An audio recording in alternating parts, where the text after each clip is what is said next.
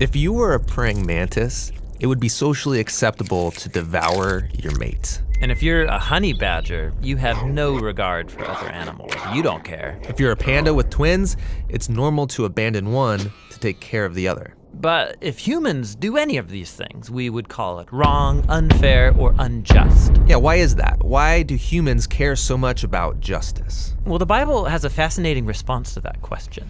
On page 1, humans are set apart from all other creatures as the image of God. Yeah, God's representatives who rule the world by his definition of good and evil. And this identity, it's the bedrock of the Bible's view of justice. All humans are equal before God and have the right to be treated with dignity and fairness no matter who you are. And that would be nice if we all did that. But we know how the world really works. And the Bible addresses that too. It shows how we are constantly redefining good and evil to our own advantage at the expense of others. Yeah, self-preservation. And the weaker someone is, the easier it is to take advantage of them. And so in the biblical story, we see this happening on a personal level, but also in families, and then in communities, and in whole civilizations that create injustice, especially towards the vulnerable. But the story doesn't end there. Out of this whole mess, God chose a man named Abraham to start a new kind of family. Specifically, Abraham was to teach his family to keep the way of the Lord by doing righteousness and justice. Yeah, doing righteousness, that's a Bible word I don't really use, but what comes to mind is being a good person. But what does that even mean, being good? The biblical Hebrew word for righteousness is tzedakah, and it's more specific. It's an ethical standard that refers to right relationships between people. It's about treating others as the image of God, With the God-given dignity they deserve. And this word justice, it's the Hebrew word mishpat. It can refer to retributive justice. Like if I steal something, I pay the consequences. Exactly.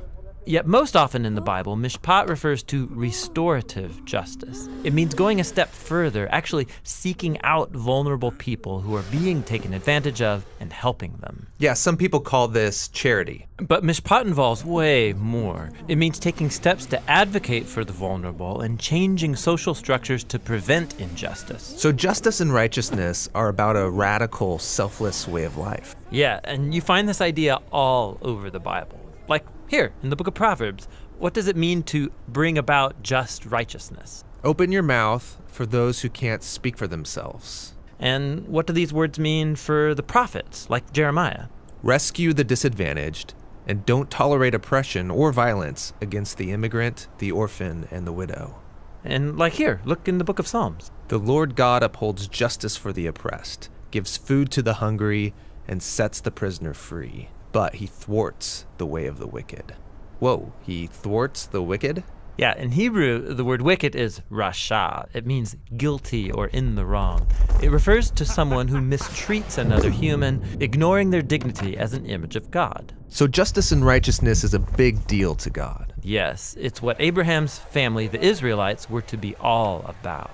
They ended up as immigrant slaves being oppressed unjustly in Egypt. And so God confronted Egypt's evil, declaring them to be rasha, guilty of injustice. And so he rescued Israel. But the tragic irony of the Old Testament story is that these redeemed people went on to commit the same acts of injustice against the vulnerable. And so God sent prophets who declared Israel guilty. But they weren't the only ones. There's injustice everywhere. Yeah, some people actively perpetrate injustice. Others receive benefits or privileges from unjust social structures they take for granted.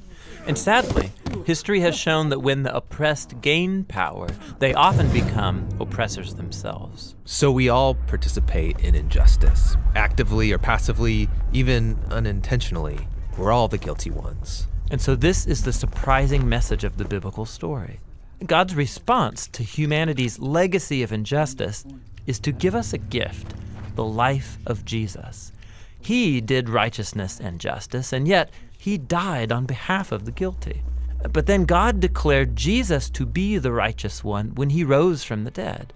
And so now Jesus offers his life to the guilty so that they too can be declared righteous before God, not because of anything they've done, but because of what Jesus did for them.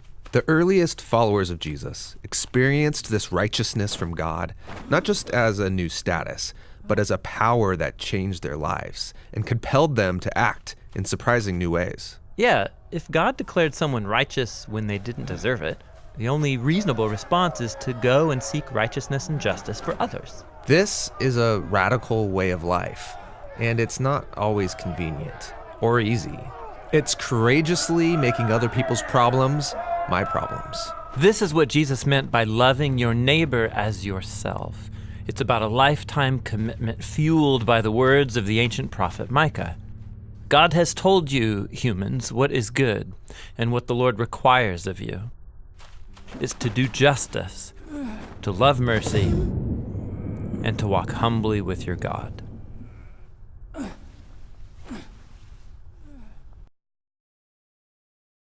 Hey, this is John and Tim from the Bible Project. Thanks for watching this video. This was a theme video where we take one biblical motif and trace it from beginning to end. We also do a lot of other videos you can find here on our YouTube channel. The Bible Project is a nonprofit animation studio, and we're crowdfunded, which means you can help us make the next videos. You can find more information at our website, thebibleproject.com.